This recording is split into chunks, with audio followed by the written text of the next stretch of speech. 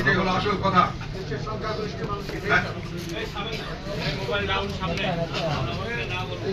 আমাদের সঙ্গে আলাপ করতেন, আমরা বলে দিতাম আমরা দেশের স্বার্থ ভালো চাই।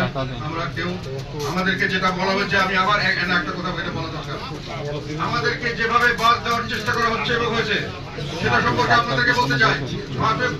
1 জুলাই 2024 সালে প্রথম কোটা বিরোধী কোটা সংস্কার আন্দোলন হয়। 3rd of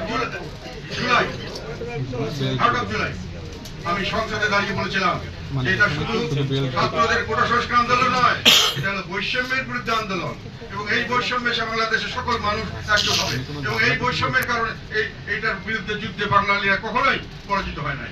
সর্বোচ্চ সবসময় ত্যাগ স্বীকার করতে প্রস্তুত থাকে। আপনারা এটা সামনের দিকে এটা হবে, এবং এইটার ব্যাপারে হুঁশিয়ার করেছিলাম। পরবর্তী 5 তারিখে 6 তারিখে প্রত্যেক দিন, যদি জুলাই মাসে থেকে আগস্ট মাস পর্যন্ত প্রত্যেক দিন আমাদের বক্তব্য আছে এই আন্দোলনের পক্ষে। এবং আমাদের রংপুরের লোককে আমি সরাসরি বলেছিলাম যে তোমরা সরাসরি রাস্তায় নেমে যাও। সব গাড়ি বলেছি, কিন্তু রংপুরে আমাদের সংগঠন বলেছিল আমরা ফ্ল্যাগ নিয়ে আমাদের ছাত্র সংগঠনের প্রশাসন করেছে এই আন্দোলনের পক্ষে। আমাদের 2 ছেলে মারা গেছে, আমাদের 4 জন ছেলে অ্যারেস্টেড ছিল। একজন এখন জুলাই যোদ্ধা, আমাদের আরিফ নামে একটা ছেলে, এখনো সে গেজেটেড জুলাই যোদ্ধা, আমাদের জাতীয় ছাত্র সমাজের সেক্রেটারি।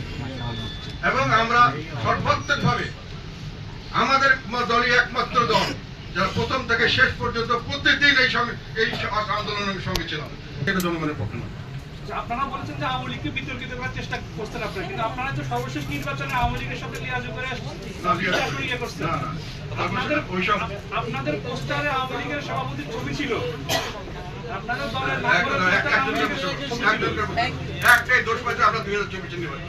আরে বাবা, 2014 আমি নির্বাচন করি নাই, আমাদের দলের 2270 জন নির্বাচন করে নাই, এরা নির্বাচন করে নাই, এরা নির্বাচন করে নাই, উচ্চ করেছিল। আমি মিনিস্টার, আমাকে বলা হয়েছিল তো আপনি থাকেন নির্বাচন